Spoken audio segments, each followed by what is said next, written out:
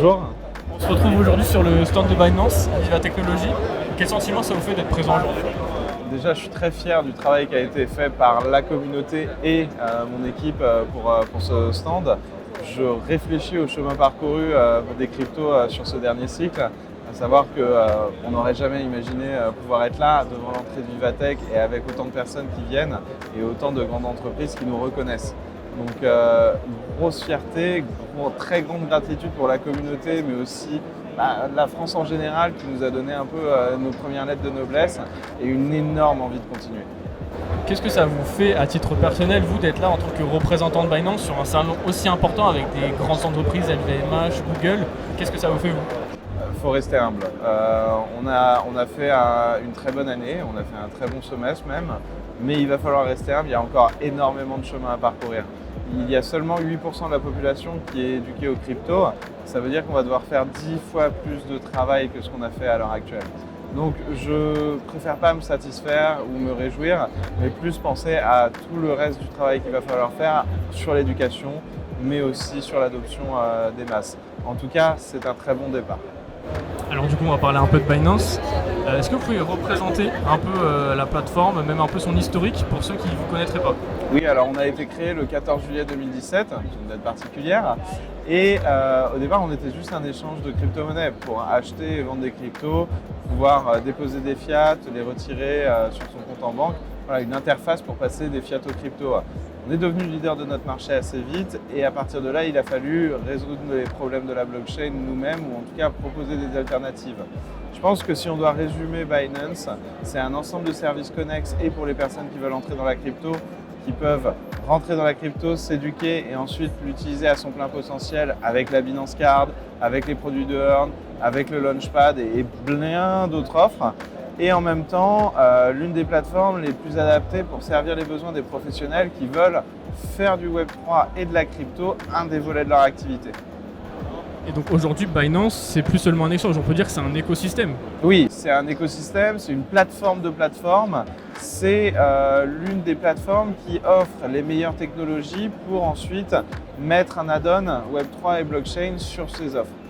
Alors récemment, CZ avait annoncé que Binance s'installait en France. Pourquoi avoir choisi la France? Alors la France a bien joué ses cartes au niveau du Web3 et de la crypto et ça lui permet de récolter des entreprises comme Binance. Le premier, ça a été la réglementation. La réglementation française sur les cryptos a le mérite d'avoir été posée très tôt et très clairement. Ce qui permet à des entreprises qui font de la crypto et de la blockchain de pouvoir se réguler, s'enregistrer assez tôt dans un cadre équilibré qui leur permet de faire des activités et en même temps dans un cadre clair et précis. Et l'AMF là-dessus a très bien joué le jeu. Après, il y a des phénomènes supplémentaires.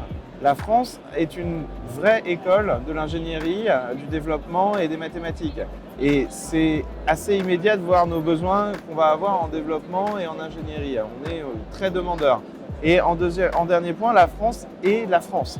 C'est un pays du G7, c'est un pays qui a une très grosse rigueur financière, c'est un pays où il y a des banques puissantes.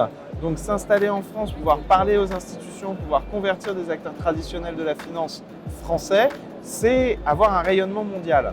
Et tous ces éléments-là font qu'on est devant une formule magique pour la France qui, pour moi, et je le dis très clairement, la France a le potentiel de devenir leader de la blockchain. Cependant, il y a encore énormément de challenges à relever et il ne faut surtout pas s'endormir sur nos lauriers. Si on a fait un très bon départ, il faut continuer la course, car la course n'est pas finie. Est-ce que c'est un avantage pour vous d'avoir des entreprises comme Blockchain Partenaire by KPMG, Ternoa, Sora, vraiment des grosses entreprises françaises qui s'implantent dans le Web3? C'est un avantage aussi pour Binance, ça a été un argument ou c'est quelque chose que vous ne regardez pas? Alors, on a regardé le fait qu'il y ait des licornes comme Ledger et d'autres qui se sont implémentées. Et ça montre bien qu'on peut réussir en France et qu'on peut réussir en étant purement français. Donc c'est possible, il faut arrêter de se plaindre, il faut arrêter de voir le mauvais côté de la lorgnette et commencer à voir l'aspect positif de tous ces éléments-là. Ensuite, je pense que justement ces leaders qu'on voit émerger et surtout en France montrent aussi bien que la France a une philosophie et une façon de faire les choses de façon plus cohérente que certains autres. Et c'est pour ça qu'on va jouer cette carte à fond. J'ai une question, peut-être un titre un peu plus personnel. Quel est votre parcours et comment on devient CEO de Binance France? Parce qu'il y a 3-4 ans, ça aurait été peut-être impensable pour quelqu'un qui est dans la blockchain. Quel est votre parcours? Alors moi j'ai eu un parcours relativement classique, je me suis intéressé aux cryptos en 2017, j'ai appris de façon un peu tout seul, un peu en autodidacte. J'avais une formation d'ingénieur avant, mais ce n'est pas mes formations qui m'ont permis de rentrer dans ce tissu-là. C'est mes nuits de travail tout seul et en communauté à répondre aux questions. Ensuite, j'ai créé avec des amis le Club français des crypto-monnaies où on a vu qu'on pouvait diffuser le savoir qu'on avait de façon sûre et certaine à toute une communauté. Et de fil en aiguille, j'ai travaillé avec beaucoup d'influenceurs dans la communauté crypto pour éduquer plus sur ces pratiques.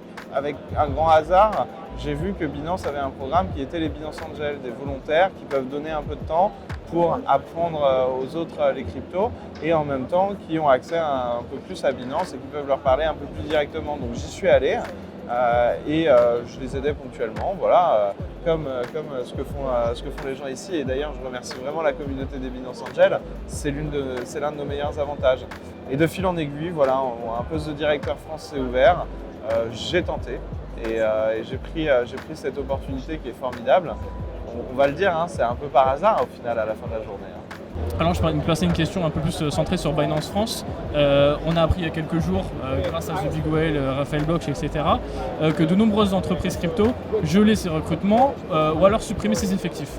Et CZ a répondu en disant que non, Binance continuait de recruter. Comment ça se fait que vous soyez l'exception face à toutes ces entreprises crypto?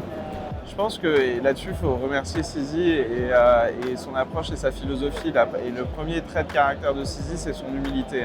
Et ça se voit aussi sur la façon dont on travaille chez Binance. On a été très économe, on a été très prudent lors de ce dernier bull market et on n'a pas dépensé à tort et à crier. Et justement, on voit les répercussions de ça maintenant. Quand le marché devient plus compliqué, nous on se retrouve dans une position un peu plus confortable que nos concurrents qui ont pris plus d'acquisitions à ce moment-là et à un moment où en fait tout coûtait cher. Ça, c'est vraiment bénéfique pour nous. On n'a pas du tout envie d'arrêter nos embauches, c'est pas du tout le cas. On est en train de recruter énormément chez Binance France et ailleurs, chez Binance même en général.